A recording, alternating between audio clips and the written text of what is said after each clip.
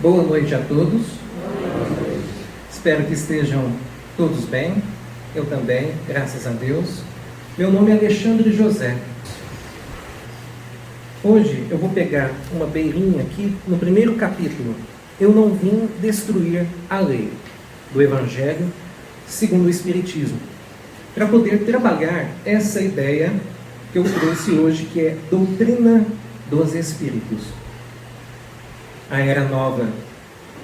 Deus é único e Moisés, o Espírito que Deus enviou em missão para o fazer conhecer, não somente aos hebreus, mas ainda aos povos pagãos. O povo hebreu foi um instrumento de que Deus se serviu para fazer sua revelação por Moisés e pelos profetas, e as vicissitudes desse povo eram destinadas a impressionar os olhos e fazer cair o véu que escondia a divindade aos seres humanos. Os mandamentos de Deus dados por Moisés trazem o germe da mais ampla moral cristã. Os comentários da Bíblia limitavam-lhe o sentido, porque, postos em prática em toda a sua pureza, ela não teria sido, então, compreendida. Mas nem por isso os 10 mandamentos de Deus deixaram de permanecer como frontispício brilhante, como farol que deveria iluminar a humanidade no caminho que haveria de percorrer. Por aqui, nós já observamos o seguinte, que fala de revelações, fala de leis que Deus nos enviou. Por aí nós percebemos que existe uma espécie de plano oficial, um serviço oficial, filosófico, científico e religioso, que busca de alguma maneira dar encaminhamento nos processos educativos aqui na Terra, dos espíritos que aqui estão. Nós somos estes espíritos, tá? E, sabendo dessas revelações, nós conhecemos então a doutrina espírita. A doutrina espírita para nós espíritas, mas para nós que realmente entendemos a doutrina espírita ou acreditamos nisso e buscamos compará-la com outras filosofias, nós podemos perceber o seguinte, que existe razão, que existe significado, que existem coisas que fazem sentido. Por isso que por mais que nós pesquisemos em outras áreas, nós sempre vamos perceber que, apesar de quase 200 anos atrás, Kardec ter codificado a doutrina espírita para nós ainda percebemos o tanto que ela é real, o tanto que ela é atual e o tanto que ela é também atemporal. Quando nós percebemos dessa maneira, tá, nós investimos naquilo que faz jus para as nossas vidas. Muitos de nós não fazem a mesma coisa. Por exemplo, se queremos investir nosso dinheiro, nós não procuramos um bom banco. Quando queremos um bom carro, a gente não pesquisa primeiro. Quando a gente procura um médico, a gente não pesquisa primeiro. Porque a gente quer o melhor para nós. Muitas das vezes a gente cai do cavalo nessas pesquisas porque a gente quer economizar. Não quer perder tempo, às vezes, tá? Quer ir naqueles que estão mais fáceis, que têm promessas que, às vezes, muitas das vezes, fazem com que a gente perceba certas facilidades. Só que depois, como eu disse, a gente se perde em doutrinas erradas, em consumismos, sexismos e tantas outras coisas que façam com que nós nos percamos aqui na Terra. Por isso que é preciso que nós comecemos a ampliar, trabalhar um processo de ampliar as nossas consciências, para entender mais o meio, para que nós compreendamos o que nos faz ter dificuldades e o que pode amenizá-las. O que pode fazer com que sejamos felizes? O que pode fazer com que as dificuldades venham menos e que venham mais facilidades para as nossas vidas? Tá? Apesar de ser um mundo de provas e expiações, não quer dizer que nós temos de estar sempre nas misérias e decepções, não quer dizer isso. Tá? Mas com ela nós vamos aprendendo que as misérias e decepções têm nada a ver com o fato de que nós levamos misérias e decepções para o outro. E aí volta para nós naturalmente, ela nos ensina dessa maneira, que é causa e efeito, ação e reação. Por isso que está escrito, bem-aventurados os aflitos, aqueles que estão aqui na terra, mas compreendem que as dificuldades pelas quais passamos, as maiores, advêm das dificuldades que proporcionamos aos outros e começa um processo então educativo de evitar proporcionar dificuldades para os outros. É isso que a doutrina espírita quer nos acordar. É isso que essa doutrina dos espíritos quer nos direcionar. Por quê?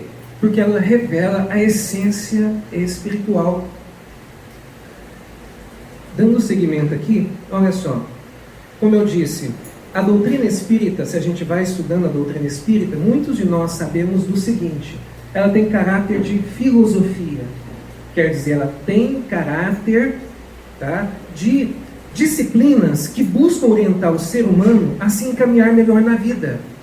Porque desde os primórdios é o que nós vemos na Terra. O quê? Filósofos, sábios, profetas. A gente sempre ouviu falar disso, desde até aqueles grupos que tinham somente os seus pajés. Estes seres, de alguma maneira, sentindo a espiritualidade mais do que o seu grupo, buscavam divulgá-la, entendê-la, associá-la e fazer o possível para utilizar esses recursos e ensinamentos a favor do povo. Está certo que nem todos fizeram isso da melhor maneira, nem todos, mas o que importa é o caminho. Porque essa doutrina dos espíritos, ela existe desde os primórdios, como eu disse aqui, mas esparsa. O que significa esparsa? Os espíritos vêm da espiritualidade, ou encarnados aqui, sentem ela. Ou vêm, reencarnam, sentindo uma intuição que os guia para aplicar aqui o que eles viram lá, ou porque estando aqui eles sentem ela. E também porque muitos de nós vieram até de outros planetas, então nós temos ideias inatas. Ideias nas quais fazem com que, ao estarmos aqui, nós buscamos então praticá-las, associá-las ao meio. A partir disso, o que nós vamos fazendo então? Buscando o melhor custo-benefício dessas filosofias. Porém, todas elas, como eu disse, esparsas. Não são o quê? A doutrina oficial, ou melhor, não é a mensagem oficial ainda. São esparsas. A doutrina espírita nos esclarece que a primeira revelação oficial para todos nós veio com Moisés, com os 10 mandamentos, com a lei olho por olho e dente por dente. Não exatamente que essa lei foi inspirada pela espiritualidade. Talvez ali, conforme a sua experiência, ele precisou usá-la pelo fato de que nós, e até hoje, nós ainda deixamos o lado animal prevalecer ao espiritual. E principalmente naquela época, nós éramos muito mais bárbaros. Se hoje nós estamos vendo coisas feias na Terra, pode ter certeza de uma coisa: naquela época era muito, mas muito pior. Ninguém tinha direito de nada, de ir e vir. A todo momento, um pequeno desentendimento, um olhar assim, mal-humorado, a pessoa já perdia a vida. Era dessa maneira. E hoje, apesar que não está muito diferente, porque até por causa de um chiclete, pessoas estão perdendo a vida, não é? Então quase que não está muito diferente, mas mudou. Alguma coisa, pelo menos, a gente precisa entender. Mudou. Então a doutrina espírita, ela tem um caráter oficial. Então ela tem uma certa autoridade, uma certa autonomia e também uma singularidade. Muitos de nós que estamos entrando na doutrina espírita, queremos compará-la. Isso não é errado. O errado é dizer que ela está ultrapassada. O errado é dizer que existem ideias melhores do que ela. O errado é dizer que tem outros autores, etc., que a superam. Só que acontece que as revelações só são superadas pelas próprias revelações. Moisés só foi superado pela revelação de nosso Senhor Jesus Cristo. Porque era uma revelação oficial. E a de Jesus Cristo, não que Jesus Cristo foi superado, não é isso, mas o movimento que ele trouxe está sendo superado agora com a doutrina espírita, porque ela veio aqui ampliá-lo. Não é que está superando-o, está ampliando a segunda revelação. Então, só uma pode dar seguimento à outra. E quando ainda não ocorreu uma próxima revelação, pode ter certeza de uma coisa: é porque ainda não precisamos dela. É porque ainda não é necessário. É porque ainda não é o momento. É porque ainda não foi superada. é só observar a atualidade. Nós estamos amando a Deus sobre todas as coisas como deveríamos e ao próximo como a si mesmo? Estamos. É o básico da doutrina espírita. Não estamos fazendo nem o básico da doutrina espírita. Então, como que nós podemos dizer que ela está superada? Como? Não tem como, tá? Nós abraçarmos essa ideia. A doutrina espírita, como muitos de nós sabemos, ela foi codificada por Allan Kardec há quase 200 anos atrás, tá? Lá na França. E nós sabemos que começou o movimento. Sempre nas revelações é feito um movimento anterior, lá na espiritualidade, trabalham essa ideia, esse projeto, jogam no papel ali, está no papel, está assinado pela superioridade espiritual, então ela é lançada na Terra. Assim como foi com Moisés, os 10 mandamentos, assim como foi com nosso Senhor Jesus Cristo, e assim também com a doutrina espírita. Então é feito um movimento, vamos criar um movimento, a espiritualidade vai agir, se manifestar na Terra, vamos enviar um codificador, que ele vai passar por papel, mas vai ser uma pessoa capacitada, como nós sabemos que Allan Kardec, ele era professor de várias disciplinas, conhecedor de várias ciências, de várias línguas, tá? Sem dizer as suas ideias inatas de outras existências, principalmente as de celta. Então, por aí, nós vamos observando o tanto que a doutrina espírita estava nas mãos de uma pessoa capacitada. E nós podemos entender o seguinte: o Pentateuco, a doutrina espírita, os 5 livros básicos, ali nós não podemos dizer que tem uma personalidade de Allan Kardec. De jeito nenhum. Não é o homem, são os espíritos que estão ali. Foi ditado pelos espíritos. Ele só passou, codificou para o papel. Que entendamos isso. Porque muitas das vezes as pessoas estudam a doutrina espírita e dizem ou está ultrapassada, ou trazem algumas críticas ou discriminações. Só que a doutrina espírita, nós precisamos vê-la com os olhos acima dos rótulos humanos que nós utilizamos, tá? Desses rótulos de discriminação que nós temos aqui na Terra, porque ela está acima. Ela não está para discriminar, ela está para ensinar. O que ela está dizendo ali é científico. Não é uma ideia para querer minimizar ou diminuir ou discriminar uma raça, uma religião, etc. São informações, orientações, com base na espiritualidade maior. É isso que a gente precisa compreender. Tá? Então, ali na doutrina espírita, a não ser, digo, talvez nas revistas espíritas, tinha alguma coisa de cunho pessoal. Talvez, eu não tenho certeza. Eu tenho estudado elas, e o que eu tenho visto e comparado com o Pentateuco, está batendo. Mas ainda assim alguém pode dizer que tem algo pessoal. Tá, pode ser que aconteça. Tá? Pode ser que aconteça. Mas no Pentateuco oficial da doutrina espírita, podemos ter certeza de uma coisa. É a revelação na qual todos nós precisamos entender como norte, para que consigamos aqui na Terra acertar os nossos passos perante o que nós ainda não entendemos. Basta nós colocarmos essa premissa em nossas mentes. Aí nós conseguiremos então ver ela com outro aspecto. Qual? O religioso, ou espiritual. O que realmente vai ditar as regras para que nós consigamos então mais harmonia como um todo. Mais harmonia familiar. Mais harmonia profissional. Mais harmonia como um todo na sociedade. Porque, infelizmente, o que acontece? Nós estamos nos desviando de Deus. Nós estamos nos desviando da espiritualidade. E hoje, infelizmente, famílias desestruturadas, filhos desestruturados, profissionais desestruturados. Resumindo, sociedade desestruturada na banalidade, futilidade, libertinagem e promiscuidade.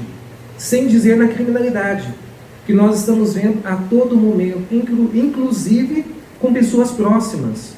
Entes que antes achávamos que eram queridos, se tornam os nossos algozes dentro da própria família, atentando contra a vida de pais, de irmãos. Olha só o que nós estamos vendo. Por quê? Porque a gente precisa compreender que não tem como evoluir se não tiver disciplina, prioridades e limites. Não tem como. A gente precisa colocar isso em nossas vidas. E o que acontece? As gerações atuais não aceitam disciplina, prioridades e limites que vêm de seus pais. Não aceitam. Tá? E aí querem fazer todo um rebuliço. E estão fazendo, infelizmente, falando. Então, por isso que é preciso abraçar a doutrina espírita como a religiosidade que será capaz de fazer com que nós nos religuemos a Deus de verdade. Porque este é o papel dela. Ela não está com o papel da religião dos homens, porque ela não é dos homens. Ela não foi trazida até nós exatamente pelos homens. Ela foi trazida pela espiritualidade e codificada por um homem. É isso que a gente precisa entender.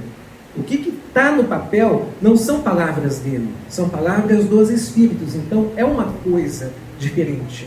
É uma coisa que faz sentido. É algo que busca fazer com que nós comecemos a trabalhar a razão.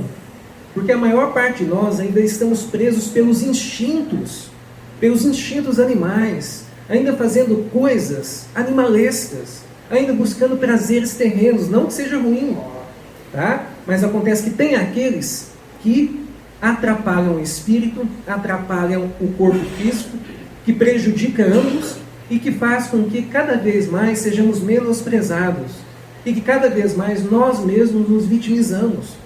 Nós colocamos as culpas de nossos erros nos outros, porque não estamos aceitando o seu caráter de religiosidade. E aí o que a gente faz? Abandona as casas de orações, como os jovens estão fazendo, tá? Ou buscam fenômenos, buscam casas que eles podem trabalhar mais fenômenos, menos disciplina, menos prioridades e limites, tá? Mas mais fenômenos, o que também atrapalha o espírito. Por quê? É preciso entender uma coisa: não basta fenômeno, não basta buscar o fenômeno. Isso não é ruim de todo, tá? Mas por que então que a espiritualidade busca fazer com que nós minimizemos as nossas buscas pelo fenômeno e busquemos mais conhecimento, principalmente autoconhecimento? Principalmente conhecer a nós mesmos. Por que a doutrina espírita e a espiritualidade maior nos força nesse aspecto? Para que nós consigamos sair, como eu estava dizendo, desse processo animalista, desse processo de só buscar os prazeres terrenos e nos entregar muitas das vezes a luxúrias que fazem com que nós nos percamos, a radicalidades que faz com que a gente se prejudique, como eu disse, fisicamente, espiritualmente, e levando familiares juntos. E muitas das vezes levando amigos juntos. Então sim, é preciso que nós estejamos em casas como essa, entendendo, é uma sala de aula. A sala de aula do Espírito Imortal, que está para nos acordar, para que nos entendamos mais com os nossos pais. Cadê eles? Estamos cuidando bem deles? Estamos cuidando deles como nós gostaríamos que os nossos filhos cuidassem de nós? Estamos? Talvez não. Então é preciso essas reflexões. Tá? E o marido e a esposa? Será que estamos dando atenção a eles como nós gostaríamos que um marido ou uma esposa nos dessem atenção? Ou estamos nessa moda das toxicidades, brigarias, gritarias? Tá? E aí a gente perde pessoas bacanas, achando que pode recomeçar. Depois a gente só acha pessoas que querem nos usar, a idade chega e ninguém quer mais a gente. Simplesmente é o que nós estamos vendo. É a realidade batendo na porta de todo mundo. Tá? A gente começa a construir uma vida, encontra pessoas bacanas, mas aí a gente quer emoção, não é? As pessoas querem uma emoção. E aí o que acontece? Essa emoção faz com que a gente acabe metendo os pés pelas mãos. A gente acabe prejudicando pessoas. A gente acaba trazendo tragédia na vida das pessoas o tempo inteiro. Porque traições trazem tragédias. Traições fazem com que as pessoas se desestruturem. Traições fazem com que os filhos entrem em traumas para o resto da vida. É preciso, às vezes, que a gente fale dessa maneira para a gente entender o peso dessas situações. Porque tem pessoas que se entregam às emoções com muita facilidade e não estão percebendo que estão ligados às pessoas. Querem trair, querem emoções, se desliguem das pessoas. Se desliguem dos maridos, se não está bom. Se desliguem das esposas, se não está bom. Se desliguem dos namorados ou namoradas, se não está bom. Aí busca o que quiser, a radicalidade que quiser. tá? As emoções que quiserem, mas não façam isso ligado a pessoas. Tá? A gente precisa aprender a fidelidade, porque se a gente trai as pessoas, a gente trai Deus. É Deus que vai nos cobrar. Talvez aquela pessoa, depois de sofrer um certo tempo, ela vai seguir a vida, ela vai reconstruir a sua vida e vai aprender com isso. E nunca mais vai deixar pessoas tóxicas como a gente entrar na vida delas. Nunca mais. Mas nós vamos ter as nossas consequências. Deus vai bater a nossa porta, tá? Deus vai bater a nossa porta, trazendo aquela amargura que nós levamos para os outros. É isso que a gente precisa entender, e a gente entende isso, a gente compreende isso, a gente vê isso a todo momento, na terra. Os sofrimentos que nós vemos na terra, as dificuldades, pessoas aparentemente boas nessa vida, acontecem coisas tristes, por que será? Será que não é de outras existências? Ou acontecem novos relacionamentos? Será que não é por causa dos relacionamentos anteriores? Ou você tem dificuldades com seus pais? Não é porque provocaram dificuldades com seus próprios pais? Ou você tem dificuldades profissionais? Não é porque levaram vantagem em cima de seus clientes e pacientes e agora está passando por circunstâncias semelhantes? Então tem tudo isso que nós precisamos perceber. E nós percebemos, mas nós não queremos aceitar. É mais fácil se vitimizar. É mais fácil jogar a culpa nos outros, não é? E querer nos ausentar da responsabilidade. Mas com Deus isso não funciona. Deus coloca a responsabilidade em cima de nós, mesmos por causa de nossas ações. Como eu estava dizendo, doutrina espírita, doutrina consoladora. Kardec trouxe a parte filosófica, científica, religiosa, de uma maneira técnica e também simples, mas porém um pouco mais técnica. É natural que o conteúdo principal de uma doutrina ele seja um pouco mais técnico. Isso aí é natural, precisa ser assim, tá? Mas depois nós observamos que sempre terão literaturas ou autores ou médiuns, no caso da doutrina espírita, que a partir do momento que esteja condizente com Kardec, vão conseguir trazer o que Kardec nos traz na doutrina espírita, situações mais simplificadas, tá? Como Chico Xavier, por exemplo, Leon Denis, Caibar-Schutel, tá? Que são os meus livros de cabeceira. É a bagagem que eu tenho comigo, quer dizer, que eu busco assimilar e que eu acredito que faz a diferença, que acompanha a doutrina espírita, não que outras não acompanhem, não que outros autores não acompanhem. Mas no momento que eu os abracei são esses. Se nessa existência der tempo de eu procurar outros, tudo bem. Mas por enquanto eu tenho muito destes para ler e estudar. Então nós vamos encontrando a simplicidade da doutrina espírita, que não foge do que está lá nas obras básicas, em Chico Xavier. Em muitas nuances ali, desde romances, desde livros mais técnicos, tá? Desde livros mais filosóficos, desde livros que têm lições ali, uma para cada dia.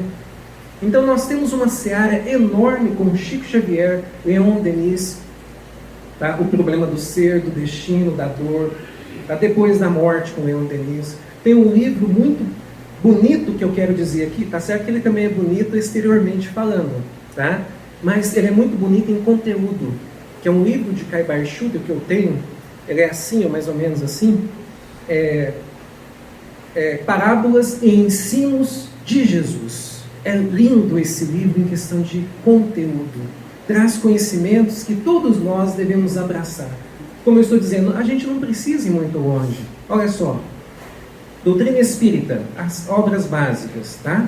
Para nós que às vezes não investe muito na mediunidade, Livro dos Espíritos e Evangelho segundo o Espiritismo é o suficiente. Chico Xavier, muitos livros bacanas, como por exemplo, Palavras de Vida Eterna, Caminho, Verdade e Vida, Pão Nosso, romances como Paulo e Estevão, há 2000 anos atrás.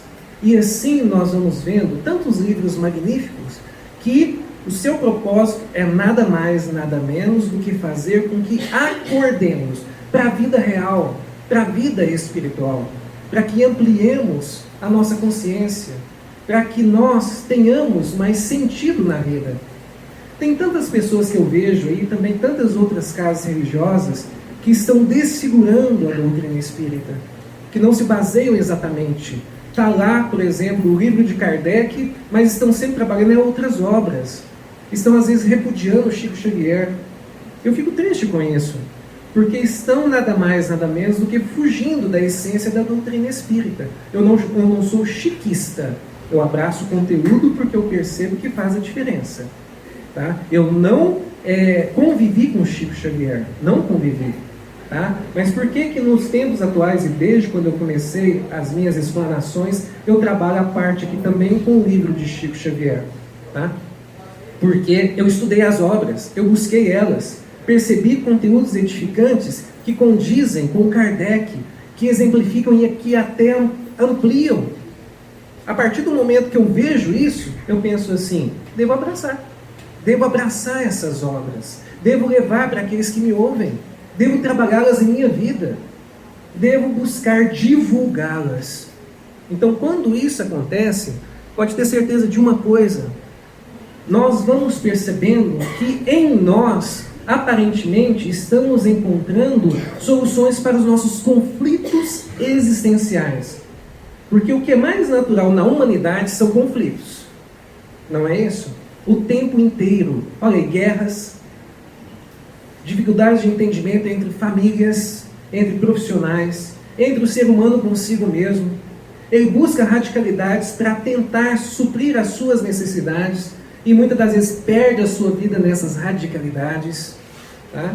Então, nós não estamos entendendo que para evoluir, basta entender uma única coisa: o sentido da vida é caminhar para Deus.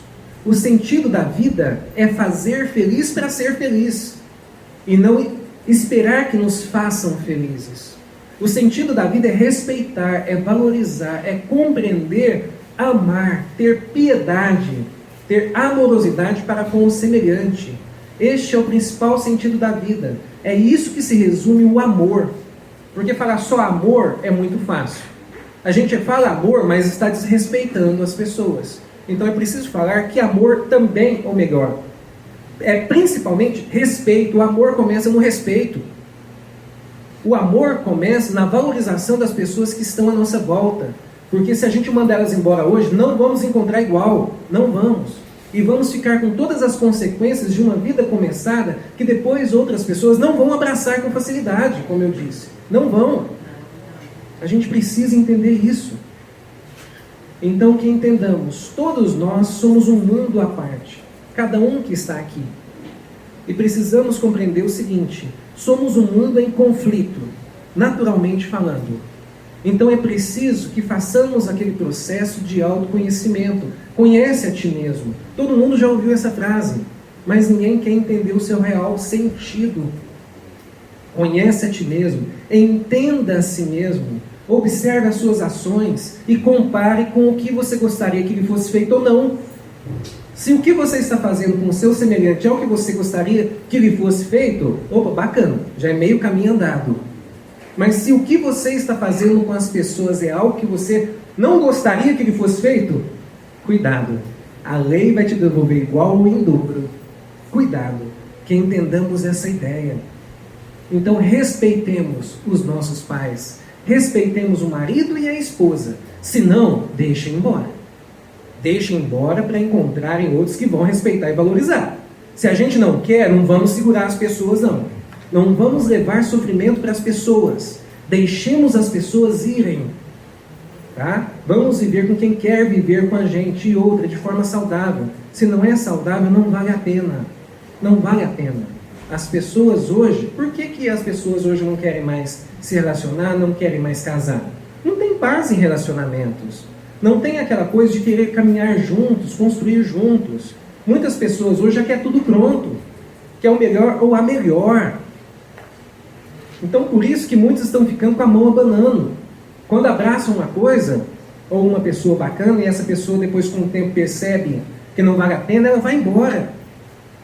E é por isso que eu acho muito interessante aquela frase, eu sempre repito, que eu vi no Instagram, sendo interpretada por um senhor, talvez até de um filme, eu não consegui identificar o filme, e uma jovem, no qual o senhor diz assim para a jovem: olha, valoriza as coisas na sua vida, e principalmente as pessoas, porque senão Deus tira. E aí então a jovem fala assim: ah, então Deus é mau? Não, Deus é justo. Se você não valoriza as pessoas que estão na sua vida, Deus tira para colocar na mão de pessoas que vão valorizar. É dessa maneira. Se você não valoriza as situações boas que estão na sua vida, Deus tira e coloca nas mãos de pessoas que vão valorizar. É dessa maneira. Que entendamos isso. E aí, então, talvez a gente sofra menos. Porque a meta aqui na Terra não é sofrer. Não é. A dor é inevitável. Entendamos isso. Não tem como não passar pela dor. Eu passo, vocês passam. Isso aí faz parte do processo educativo do espírito imortal. Não tem outra forma. Porque nós somos, como muitas das vezes, algum bichinho. Um cachorrinho, por exemplo, um gatinho. Que tem coisas que eles não param de fazer. Mas se você pegar um jornal que não dói e bater nele, sem força, ele vai achar que está apanhando, que está machucando. E ele para de fazer aquilo. Nós somos desse jeito. Só que muitas das vezes, um jornal não é o suficiente para que aprendamos. Tá? É preciso algo mais pesado. É preciso algo que doa mais. E nós sabemos disso. Não sabemos? Não tem muitos processos educativos aí que fazem com que a gente sinta a dor com maior intensidade? É porque se não for daquela maneira, a pessoa não entende, não aprende, se rebela, acha que não é culpa dela. E a doutrina espírita só quer que nós entendamos o seguinte: todos nós somos autores ou algozes de nossas próprias histórias. É preciso entender a necessidade do trabalho aqui na Terra, de fazer a diferença na humanidade como um todo, porque conflito só se supera com o trabalho. Hoje algumas coisas são difíceis para nós, mas quando a gente investe, quando a gente trabalha, quando a gente respeita, quando a gente valoriza, quando a gente caminha com as pessoas, com o tempo nós vamos aprendendo, vamos superando, vamos nos tornando mais fortes, tal qual na academia. Aqueles que têm disciplina na academia, nós vamos observando que com o tempo ficam mais fortes. Tá? E por quê? Porque está ali em um processo de disciplina. A mesma coisa é o processo intelectual do espírito. Porque todos nós temos um principal atributo em nós: a inteligência. E ela é o principal músculo, não é um músculo, mas simbologicamente falando, o principal que deve ser trabalhado, estimulado, para que nós possamos ir saindo das nossas ignorâncias, de entendimentos que nós temos que fazemos pessoas sofrerem. E naturalmente sofremos juntos. Naturalmente a gente sofre junto, por não entender alguns parâmetros da vida. E aí Jesus vem nos dizer: conhecereis a verdade, e a verdade vos libertará. Mas para que nós sejamos libertos pela verdade, é preciso um processo contínuo de religiosidade, de oração, de busca, tá? De ajuda, porque o céu só nos ajuda se nós nos ajudarmos. Isso aqui, às vezes muitas pessoas vão dizer assim: não, isso aí talvez seja igrejismo. Mas tem uma coisa: Jesus não estava nas igrejas e ensinava os seus discípulos a orarem, ensinava as pessoas a orarem. Foi dele que veio o Pai Nosso, não foi dentro da igreja.